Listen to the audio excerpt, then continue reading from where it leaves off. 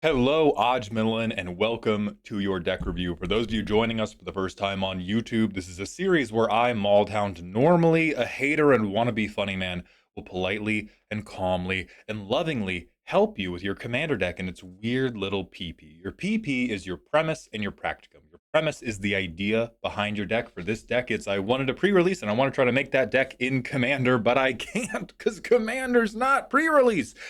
And your practicum is your 99. It's the stuff in the deck. So we're going to spend a few minutes going over what is this person's idea? Can it flourish in the bracket they want to be in, or will they have to move brackets or compromise on the idea a little bit? And then we'll look at what they have in the 99, how to make it better there. So this is a Madam Hydra deck, who's a 4-mana villain maker. When we cast villain spells, we pulled this at pre-release, we had a really good time, and we want to make a bracket 2 deck that can hang in bracket 3 games. I think that's super possible. Editor's note, because I don't edit these, if you want a bracket 2 deck that can hang in bracket 3 games, 90% of that is having a bracket 2 deck with strong card draw and strong interaction. Right? Like the difference between a bracket 2 deck and a bracket 3 deck, if all of your cards are only proactive, that's pretty sizable. The difference between a bracket 2 deck and a bracket 3 deck is a lot smaller than people think if the bracket 2 deck is able to respond to the bracket 3 deck setting up its combo. If the bracket 2 deck is able to uh get a 2-for-1 or a 3-for-1 with a really good removal spell. So I think it's very, very possible to straddle that line. Main problems we think. Lack of draw, there's a mini connive theme. Nope, won't make up for lack of good draw. The problem you're going to run into, because you have to cast villain spells, there are decks that are like, there are decks in Magic that are basically t-shirt cannons. And this deck is going to be one of those, where your success is predicated on being able to continue firing t-shirts into the crowd. So if you have Connive, what Connive helps you do is you get to pick the best t-shirt, right? You get to your good t-shirts faster. But that doesn't matter. You're not being judged on how good is the best t-shirt you shot into the crowd. You're being judged on how many people in the crowd have a t-shirt. The other thing Connive can open up for us is we could do some reanimator stuff, which we don't really want to do with Madam Hydra, because Madam Hydra wants us to cast these villain spells. If she just said enter, I would be more on board with it. But our graveyard access, it's going to be harder. There are still ways to cast things directly out of your graveyard, particularly in Rakdos, but Rakdos is a lot better at just digging up the body and doing a Weekend at Bernie's thing, which Madam Hydra doesn't want us to do. So if there are villains that just happen to say connive on them, okay, yeah, that's fine. We don't have to cut them because they say connive, but I would not lean into it at all, and it certainly does not make up for lack of draw because you have to go card positive.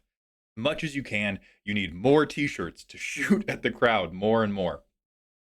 I don't know what for or when to break the villain creature restriction. I can super help with that. I don't like shapeshifters, as it feels like the the tape for the power unit on the bottom of my standing desk just fell off. Cheat in the Golda deck, it sure is. Metallic, Mimic, and Adaptive Automatons seem obvious for buffing the go wide tokens. They are. I will see if I can find good enough cards to make you abandon them, but they are fine. As for other creatures, I'm not really sure which non-villains to include that would be slam dunks. So let's hop on in and look at it. We're going to make 2/1s with Menace, and we're going to make it when we cast villain spells. What's our curve look like? Pretty low. So what I'm thinking here, we are a lower to the ground combat damage deck, right? Like, I don't know what every villain does, but I got to play with a Doctor Doom precon. Many of them wanted to hit people.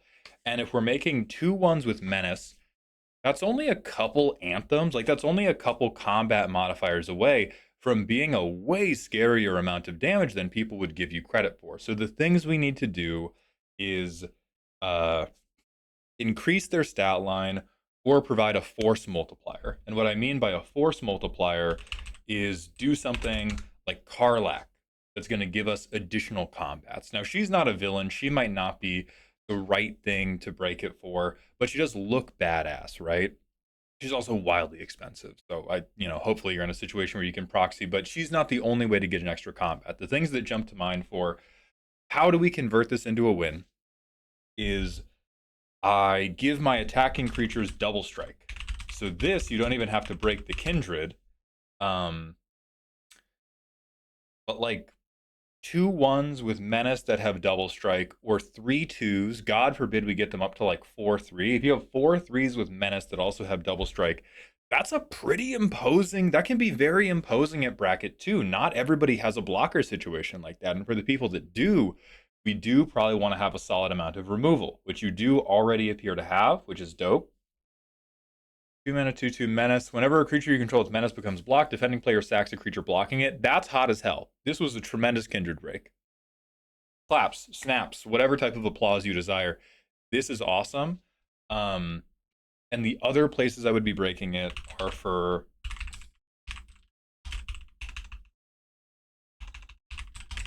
gives double strike, Commander Rakdos. And the other places I would consider breaking it are for combat damage benefits. Saboteur is another Scryfall O tag that cares about when you hit somebody. Let me just check over these double strikers one more time. Error of Mount Bellis is kind of funny. Raphael, he's not a villain. Maybe he's taking a walk on the dark side. I actually really like Sneak here because you know what Sneak lets us do? It lets us recast a villain. Oh my god, if we have a villain with a meaningful ETB, we can get them back. Like Tombs is not a great ETB, but hey, we get them back. Um another no, another no ETB. Bam. Okay, she connives on. All right, she can. Hey, that's something. Shut up. Um, but this is where I would be trying to connect the dots. What do I want to do?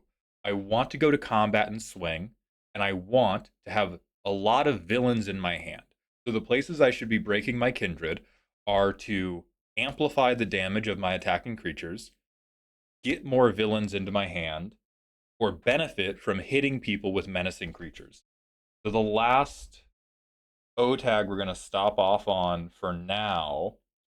Um, Hold on, I'm just looking to see if there's anything else that's like crazy. This is Giants, the War Machine. I didn't see a lot of stuff that was modifying our villains. There's not going to be a ton of creature-based ways to give double strike. So Avatar of Slaughter could do it. It is kind of a risk because it gives it to your opponents too. And so this is not one-sided. But I think Raphael is a pretty good slam dunk. I think you could run Savage Beating. You could run Berserker's Onslaught. You could definitely run Embercleave because you're going to be getting a pretty decently wide board. Although the downside of Embercleave is I don't think we have any singularly massive villains, and so whatever damage we get through on Embercleave won't be huge, but you can probably cast it for 2 mana, which is super fun. And then the other O tag we want Saboteur, Commander, Rakdos. And we would love a Saboteur effect that's going to give us more cards. We can accept other stuff if it's really helpful, but boy, oh boy, do we want to get more cards in our hand. So some traditional ones are Facebreaker and Grim Hireling. Facebreaker does give us a kind of card advantage. We can sacrifice these treasures to get to Impulse Draw. Grim Hireling will do it for removal.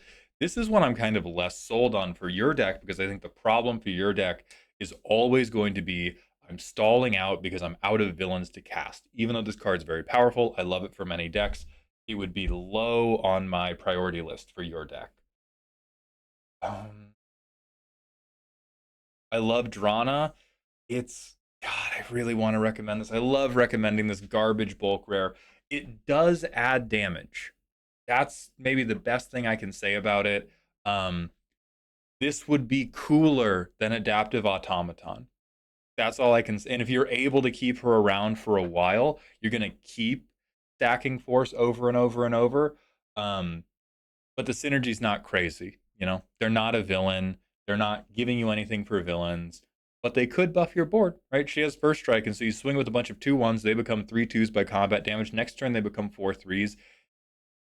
Doesn't take too long for that to get out of hand. But again, it's not putting cards in hand, and we want cards in hand. So the best one probably going to be Gix. The best one is going to be okay. You have 2 blockers. I have three 2/1s. I'm going to throw them all at you. You might kill one, but two are going to get through. That's two more cards for me. That's two more villains. So Gix is probably the singularly best card you could be breaking Kindred for.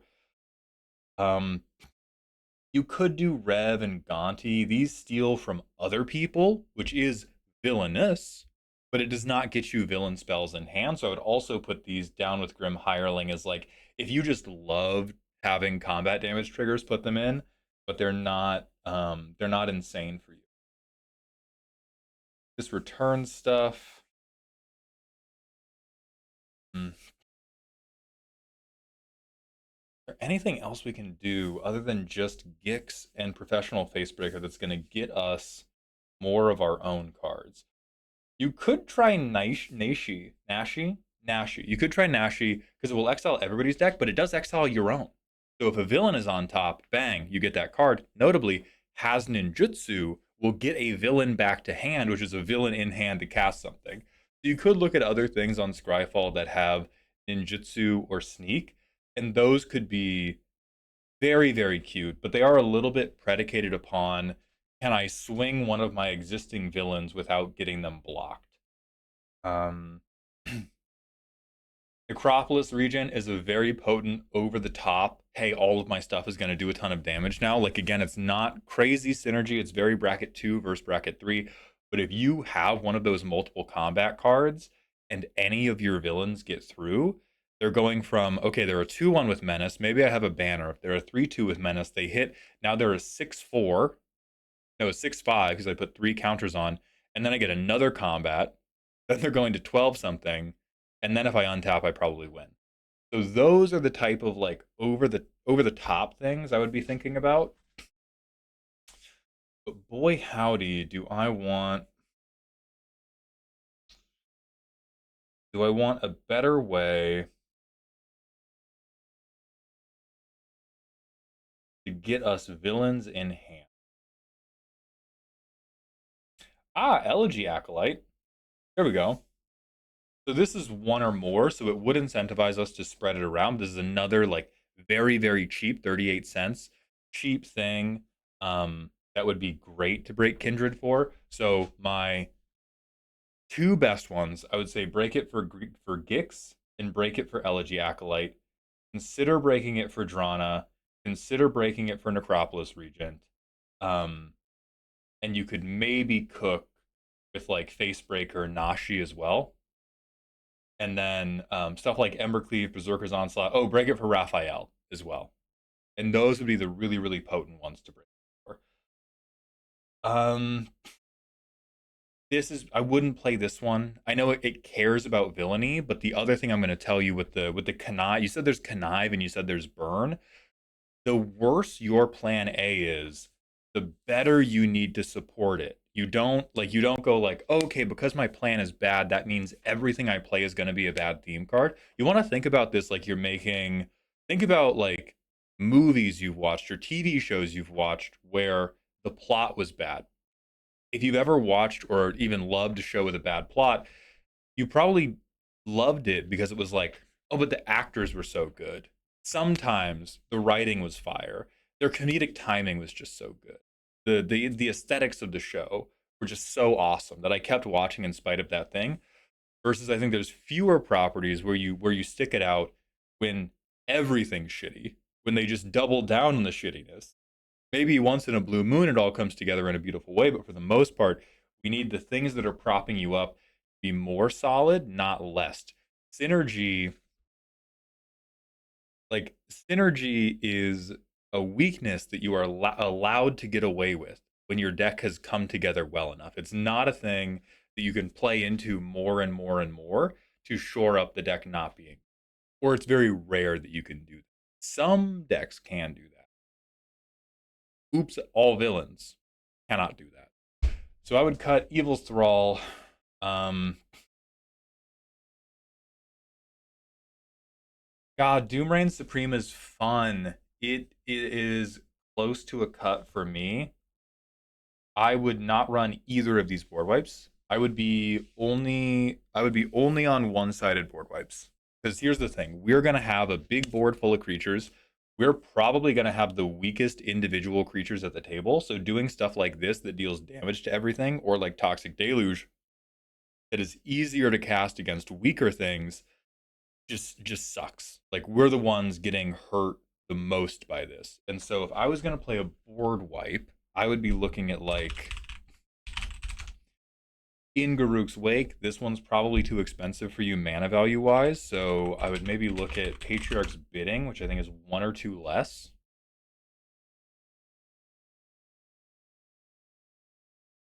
Or no, it's Kindred Dominance. Kindred Dominance. I believe Kindred Dominance is 7 mana. You could run this anyway. It's still not great for your commander because it doesn't recast the villains. But Kindred Dominance, 7 mana. You pick villains. You board wipe everything that's not a villain, and it's not cheap. But respectfully, you should. If you are ever like, I need to board wipe for cheap, something has gone wrong. Scoop. Go to the next game.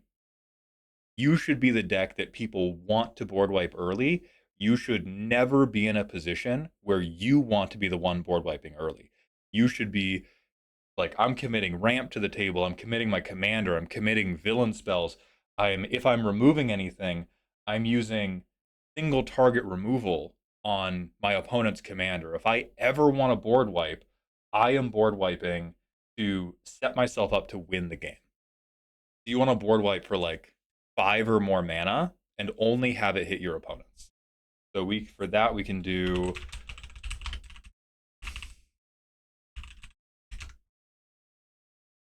Rakdos. If you wanted to do something like this, I would do Meat Hook Massacre, because that way at least we can have our villains, our dying villains, do some damage on the way out. I still would not do it, period. Or Decree of Pain. And this one is also pretty expensive, but this at least refills your hand.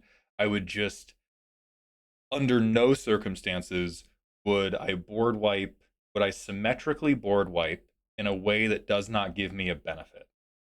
So you could do Crippling Fear if you really want a cheap one. This also cares about creature type.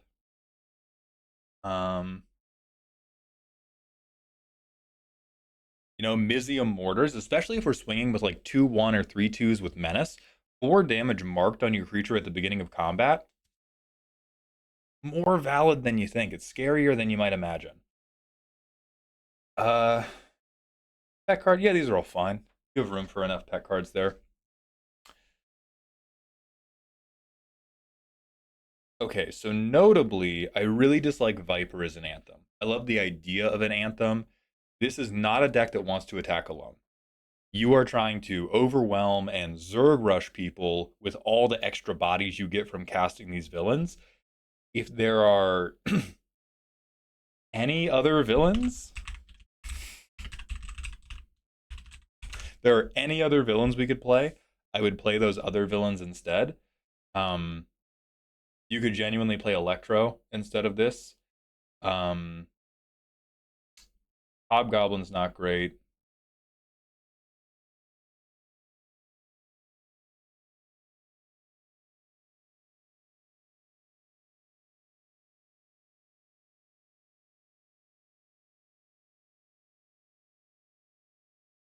I mean, honestly, genuinely anything. It doesn't even matter to me what villain we play instead. We just don't. We just so badly do not want to be. We just never want to be attacking alone. What about Red Hulk? Is he in the deck? This guy does so much shit.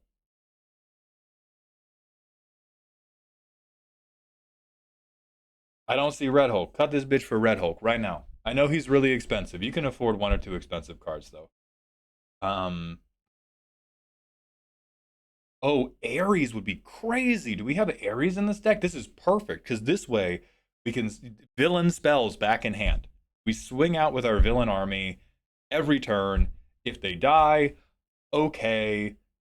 I just get to recast it. Maybe we have this already. I'm just being crazy. We don't. Yeah, get this man in here right now. Um, yeah, Ultimo's fine. Constructed Cosmic Cube is really bad. This is a really, really bad card. This is like, for bracket 2, it's fine. If you want to hang in bracket 3, this is the thing I would put on the chopping block. Drawing your second card each turn is going to happen more often with the changes I'm suggesting. This is a lot of plan counters to do, and you are not going to be drawing cards in your opponent's turns. Most of these other anthems are fine versus Metallic Mimic and Adaptive Automaton. So for Adaptive Automaton specifically, I'm going to recommend that your villains build an obelisk. You will be able to convoke because we're going to have all these extra tokens running around. +2/+2 is crazy style, especially compared to +1/+1. Because +2/+2 and it's on an artifact which is slightly harder to hit than a creature. Neither of them trigger your commander, so we don't care about that either way. And last but not least, let's talk about this draw section. So, Domination's fine. We can't trigger it super reliably. Phyrexian Arena is fine. Night's Whisper, Visions of Villainy. I don't think these are good enough for Modern Commander anymore. We want to be really, really big on engines in Modern Commander, which is frustrating, but it is the truth. Uh, Green Goblin's pretty bad, I think. I think you're putting this guy in for the Connive sub-theme. I wouldn't do that. I would put in something that plays to the combat theme. You know, like this is where we should be breaking Kindred for Gix or Raphael versus hoping that we hit a discard, hoping that we hit a Connive so that we get to draw 2, right? Other good stuff. We have very little that we can stick to the board to begin drawing early. So we've already gone over things like Gix, Elegy, Acolyte, Professional Facebreaker. I'm gonna bring out Old Reliable, the Dark Confidant. He looks like a villain. Most of our villains cost very little, so it's gonna be okay for us to lose the life. Darkstar Augur is another version of that. Keen Duelist is another version of that.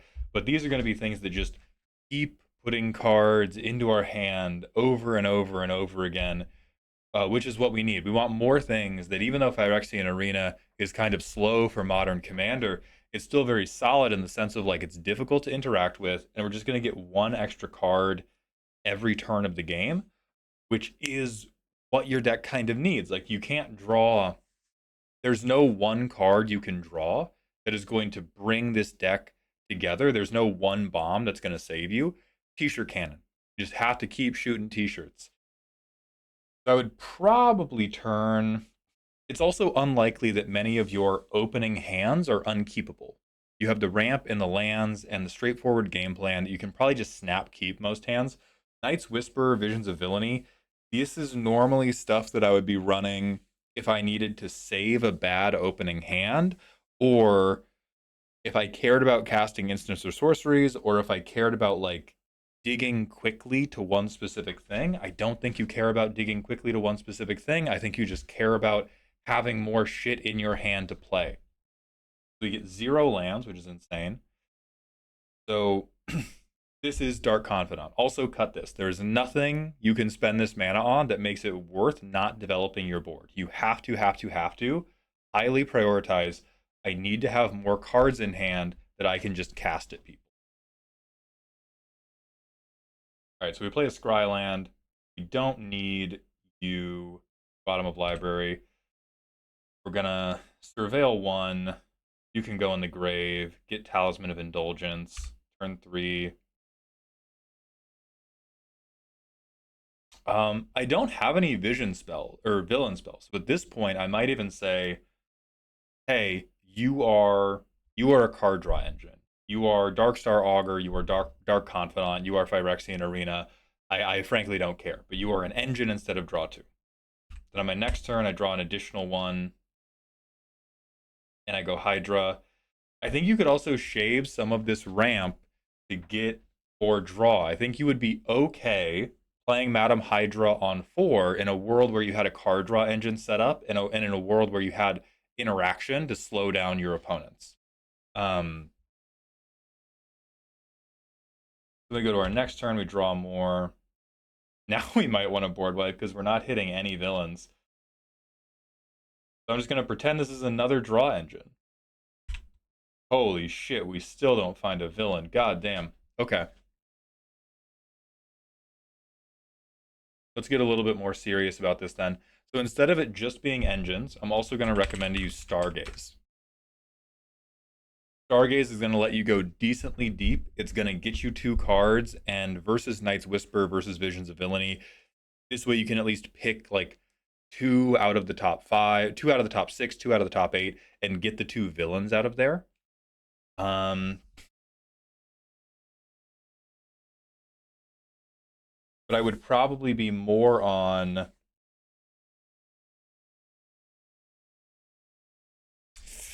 God, that really hurts to see. I really don't like seeing either of these two. So I'm going to again pretend that they are card draw engines. I don't think this is good enough. Just as an individual card. This is another thing I would probably turn into card draw of some kind. That's fine. Play this. You're Dark Confidant. I draw two now. I'm strucking on you, or more realistically, I'm probably bedeviling the best thing somebody else plays.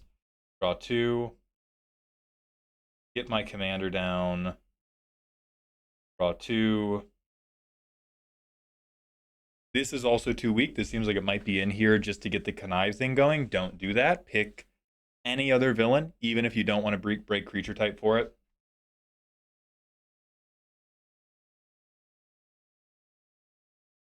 Okay. I can see why you want to Toxic Deluge. I think there's a world where you just like don't play anything and then Toxic Deluge and try to rebuild in the rubble. But I think a big problem is we probably stick Madam Hydra and one terrible villain, and then we want to board wipe. But if we board wipe, we have to replay Madam Hydra, which is why it's even more important that we have either a one-sided board wipe or we have something like Shell Shock, or we have more of our interaction become things that hit every opponent because it probably feels like everybody is leaving us behind. So I would do like Sheoldred's Edict type stuff. I would replace more of my expensive one-off removal, like Lethal Scheme, like well, Electra's a villain.